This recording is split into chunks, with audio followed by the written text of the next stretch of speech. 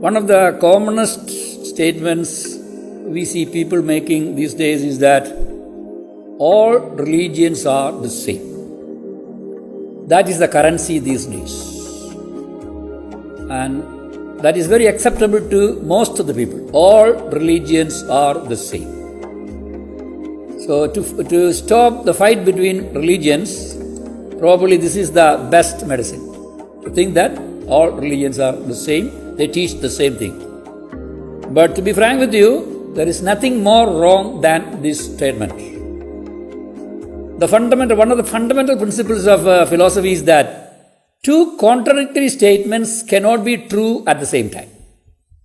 Two contradictory statements which contradicts with each other cannot be true at the same time. Then how can two or three religions which teaches exactly the opposite, diametrically opposite things like idol worship, blood sacrifices, etc., can be true? No, it cannot be. One religion teaches that you shouldn't lie, and the other religion teaches that you are permitted to lie in some particular situations to save yourself. No, then both these cannot be true.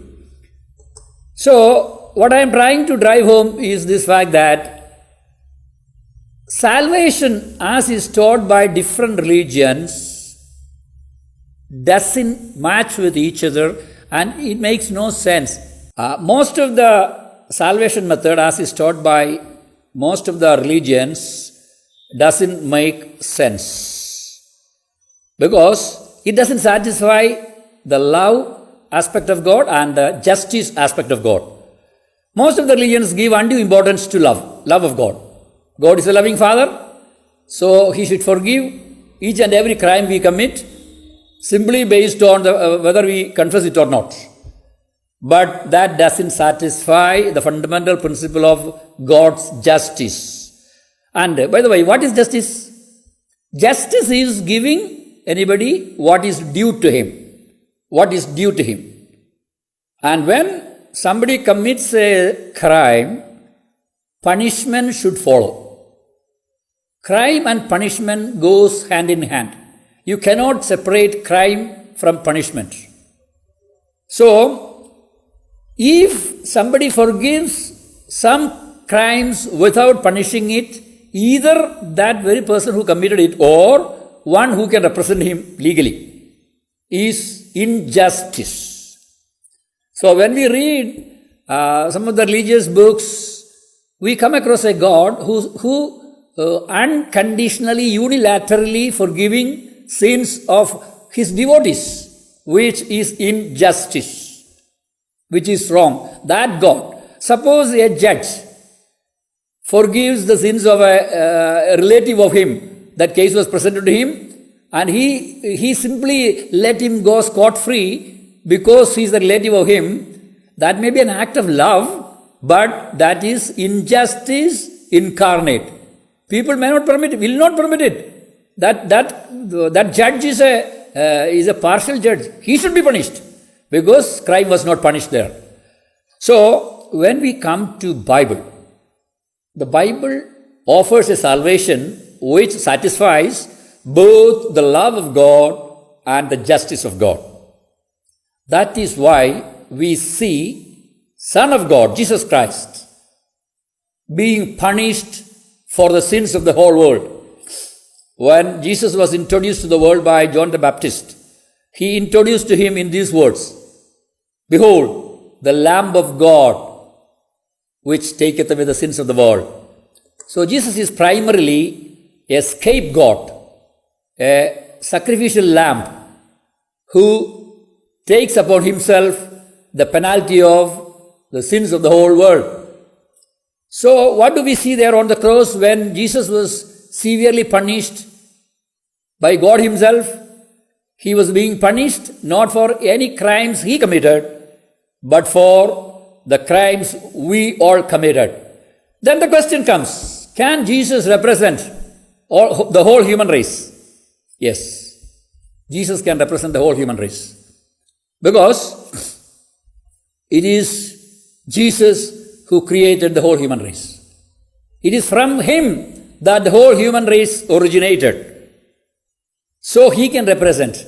Actually, there are only two people who can represent the whole human race. One is the first Adam in the Garden of Eden, and the other is Jesus Christ, whom the Bible calls the last Adam. Adam means human race. So, from the Garden of Eden, from Adam, what we inherit is sin. And when we go to the last Adam, Jesus Christ, what we inherit is a remission for our sins. When he was punished on the cross, when he was forsaken by God the Father, when he was sent to hell by God the Father on our behalf, our sins were being punished, and the legal foundation for our salvation was being laid. So that's why only the salvation as is offered by the Bible through the death of Jesus Christ on the cross is a perfect sacrifice. The love of God is satisfied. God wants to save everybody. He did that on the cross. Those who come and trust in the substitutionary death of Jesus Christ on the cross in my place will be washed away from all his sins.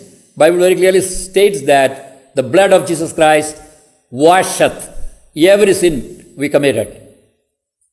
So that is why the Bible says that Jesus is the only way.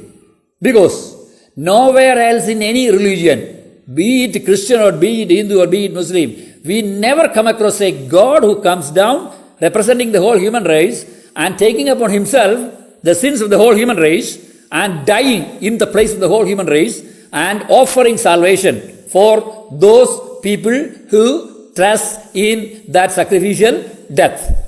Only in the Bible do we see the hero dying for the villains.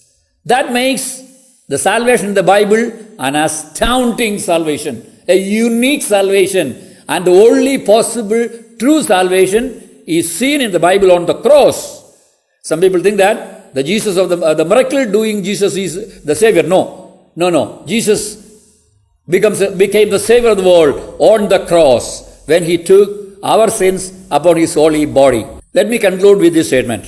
Every salvation, as is offered through good deeds, through good advices, through charity, through pilgrimage, etc., is self-defeating. It doesn't satisfy the justice of God. If your 49 sins can be cancelled by the 51 good deeds that you do, then a big question remains whether the justice of God is satisfied or not. Did God punish that man for the 49 crimes he committed? No. 49 sins cannot be cancelled by 51 good deeds. It is impossible. And that dilemma is solved on the cross of Christ. Punishment is meted out, love is expressed, and a perfect salvation is made possible. I pray to God that those people who listen to this small message meditate about it, think about it, and accept Jesus Christ, the only Savior of the world, the only one who paid the penalty for your sins, who made it is unnecessary for us to pay the penalty once more. He paid it. You believe him and be saved. That is the good news. May God bless you.